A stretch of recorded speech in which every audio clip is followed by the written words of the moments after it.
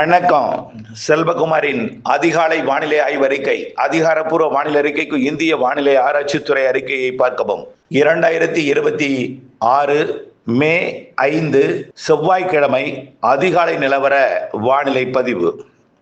கடலோர மாவட்டங்களையும் அடைந்தது வெப்பச்சலன இடிமழை பொழிவு.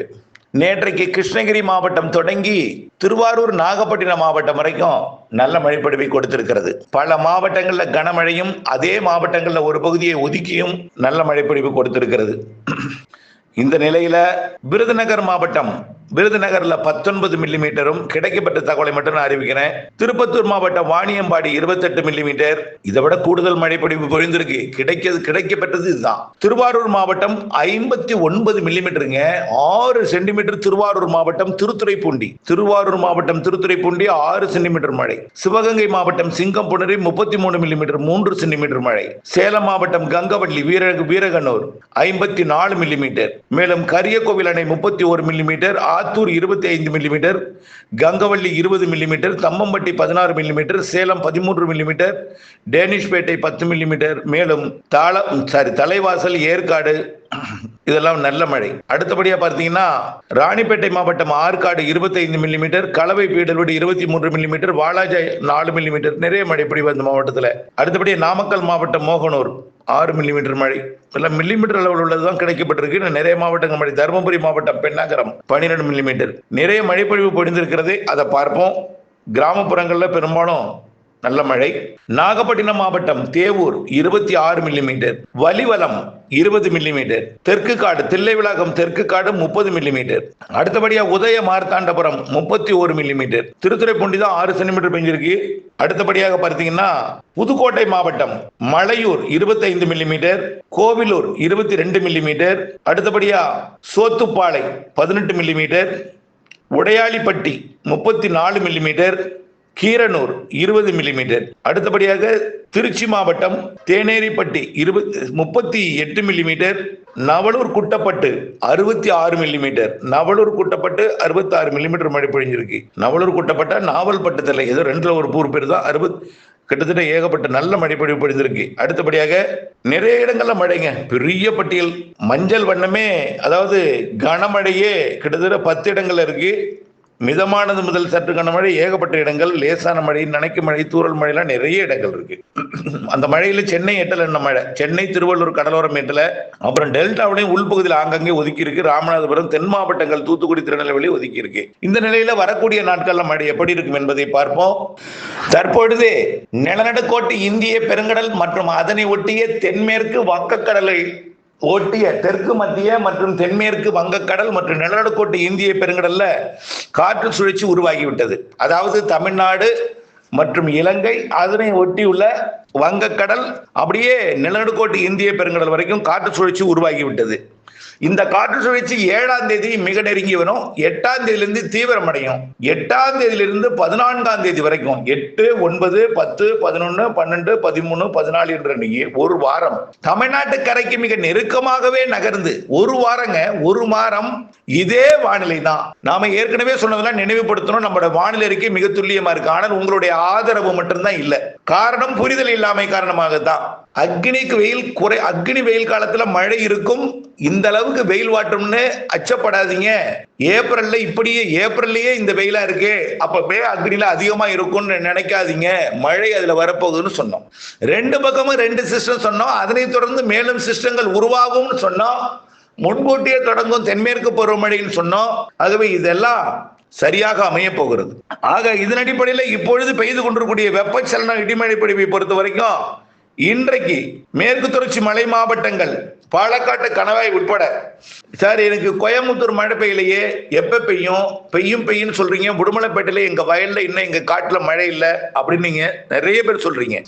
அப்படி சொல்லும் பொழுது கூட நேற்றைக்கு பொள்ளாச்சியில 5 சென்டிமீட்டருக்கு மேல மழை பொழிஞ்சிருக்குங்க. ஆனமலை, பொள்ளாச்சி எல்லாம் பல இடங்கள்ல.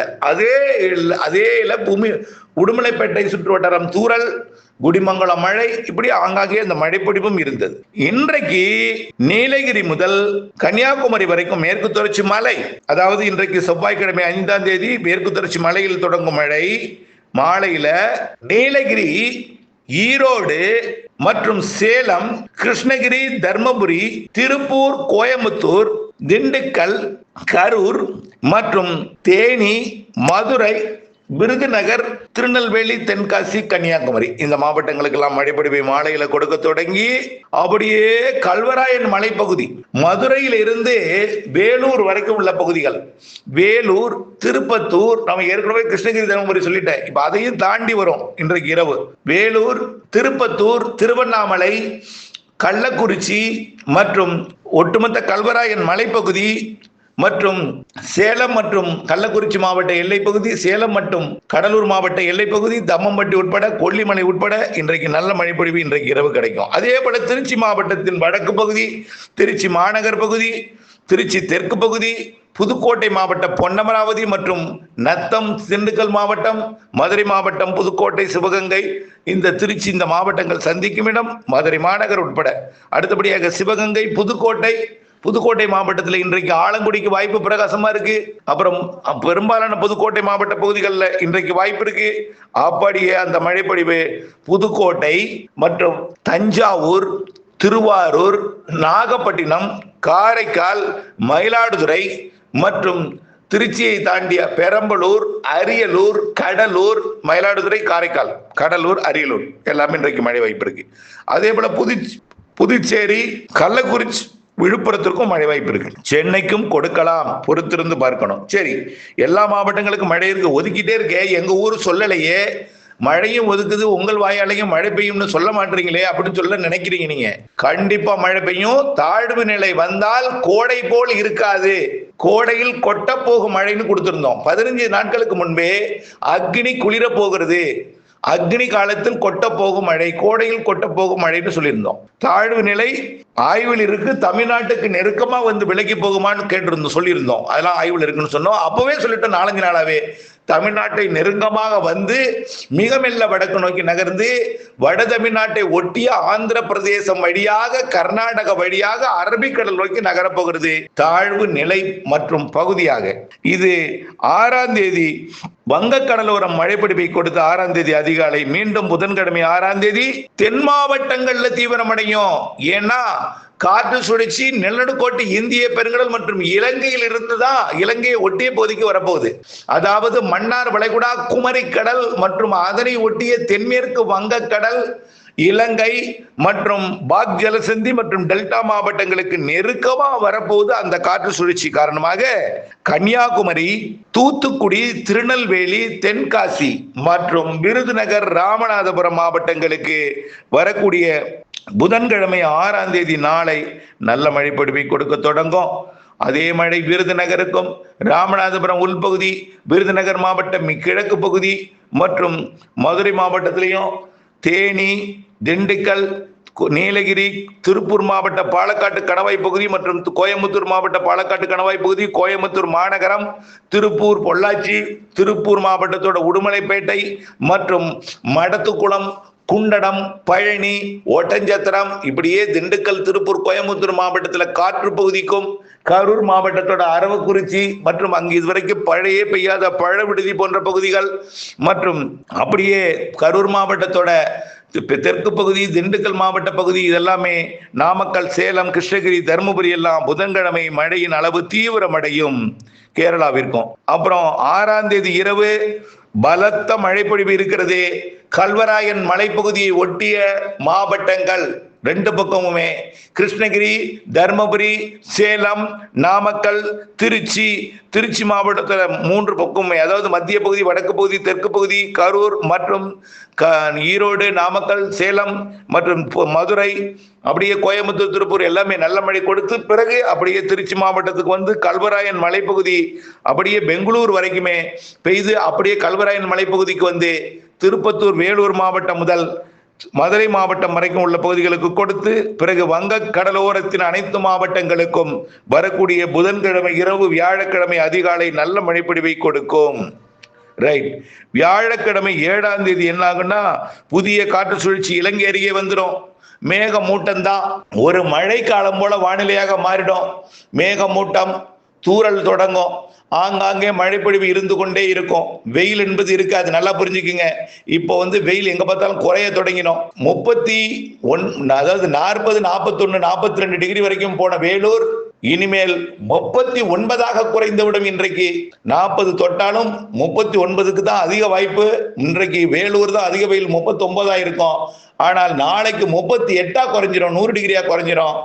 எல்லா இடங்களும் 100 டிகிரிக்கு கீழே வந்துடும். 7ஆம் தேதிக்கு பிறகு 100 டிகிரிக்கு கீழே தான் குளிர்ந்து விடும் கோடை, அக்னி விலகி விடும், அக்னியே தெரியாது, மழைக்காலம் போல் காட்சியளிக்கும். வரக்கூடிய 7ஆம் தேதியிலிருந்து 7ஆம் தேதியிலிருந்து மழைக்காலம் போல் காட்சியளிக்கும். வெப்பச்சலத்துடன் கூடிய காற்று சுழற்சி மழை தமிழ்நாட்டிலே பரவலாக பொழியும்.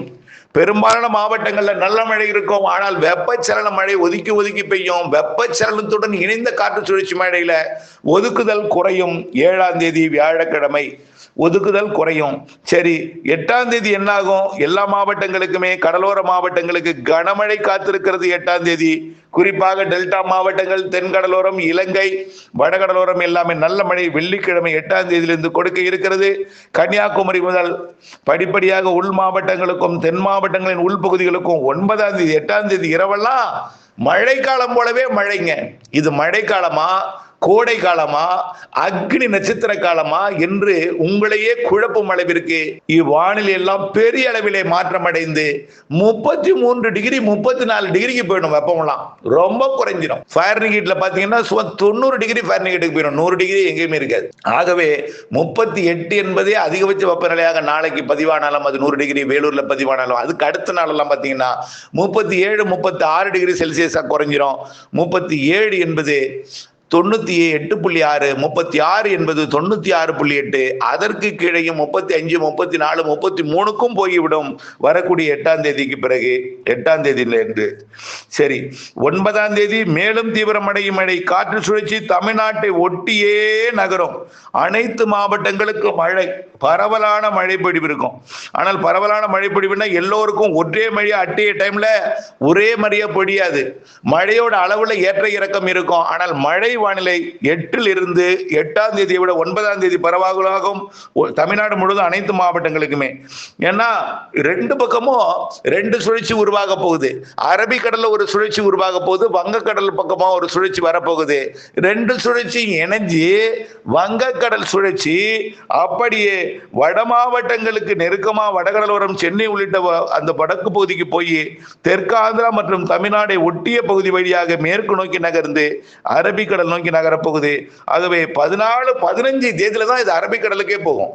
அங்க போய் தீவிரம் அடைஞ்சு அங்கே கர்நாடகாவுக்கும் கேரளாவுக்கும் ஏற்கனவே இங்க இருக்கும் பொழுதே வங்கக்கடலில் இருக்கும் போதும் கொடுக்கும். கேரளாவில் காற்று சுழற்சி உருவாகி இணைப்பு சுழற்சியால பிணைக்கப்பட்டு கேரளா மேற்கு தொடர்ச்சி மலை எல்லாம் 7ஆம் தேதியிலிருந்து படிப்படியா மழைப்பொழிவு எல்லா இடங்களுக்கும் பரவலாகிவிடும். 7லிருந்து ஒரு 8 நாளைக்கு, ஒரு வாரத்துக்கு மழை வானிலை தான் தமிழ்நாட்டிலே. சற்று பரவலான மழை வானிலை, கூடுதல் குறைவாக இருக்கும், ஒதுக்குதல் என்பது குறைவாக இருக்கும்.